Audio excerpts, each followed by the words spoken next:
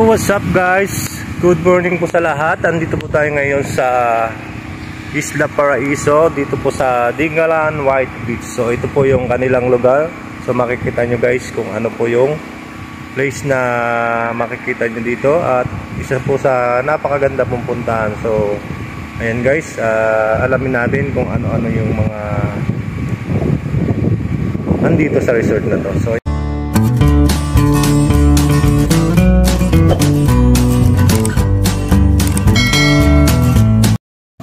ayan mga idol, bali ito po yung place ng Isla Paraiso at ayan yung kanilang logo. Kung makikita nyo, ayan. Isla Paraiso, White Beach, Dingalan, Aurora. Yan, dito nyo po yan makikita sa Dingalan, White Beach. At ayan po yung kanilang mga cottage na open cottage. Ayan. Napakarami po nyan. Pwede po kayo ditong mag-day tour. Ayan.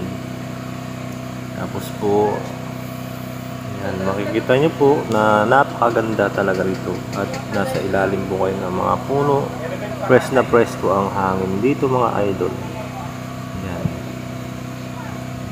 Yan. Mini-maintain po nila ang kalinisan dito sa Isla Paraiso at ayan po ang kanilang comfort room sa mga magsi-CR. Ayan po. Female and men and female po yan. So, at ayan naman po ang kanilang lulutuan kitchen. Ayan po, sa mga may madala po mga pagkain dyan, pwede po kayong magluto rito. Ayan. At ayan naman po ang kanilang generator sa mga gusto mag overnight. Pwede po dito kasi wala po silang supply ng kuryente, kaya po ginagamitan ng generator ang lugar nito. So tapos po mga idol, ayan, meron din po sila ditong hanging house na nakatayo. Ayan, pwede po yan sa overnight, sa mga gusto po mag-overnight. Ayan po. Ayan. Napakaganda po dito sa lugar na to. Kaya po, ano pang hinihintay nyo mga idol? Ayan, magpabook na po kayo at pwede nyo po akong kontakin sa aking Facebook. Ayan po Ayan po, nakikita nyo yung front nila, napakaganda. Ayan mga open cottage. Tapos may duyan din po dito sa mga gustong mag-relax at humiga dyan. Pwede po yan. Basta po walang naunang nakapwesto. Ayan. At meron din sila dyan mga higaan. Ayan. Sa mga gusto sunbathing. Ayan po. At ayan. Napakaganda po dito.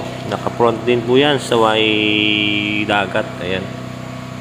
Yan po yung White Beach. So yung White Beach po dito is no expectation versus reality po. Kasi ang White Beach po ay hindi na ganon ka-white. Dahil po pala yan sa bagyong dumaan noong 2004. Mga Lods, sa mga gusto pong pumunta rito at mag-tour, hanapin nyo lang po ako at i-PM nyo lang po ako sa aking account, ang Arnel Ehorcadas and po. Arnel Ehorcadas. Pwede lang po kayo pumunta rito. Pwede rin po kayo magpabook sa kanila. Kontakin niyo po ang Isla Paraiso. Ngayon mga Lods, hanggang dito na lang ating update about po dito sa Isla Paraiso. So, more content po at more support po para po sa mga content pa po natin. So, yan mga idol, mga katenongs, bali, hanggang dito na lang po ang ating vlog. Please like and share and follow na lang po. God bless po. Bye bye.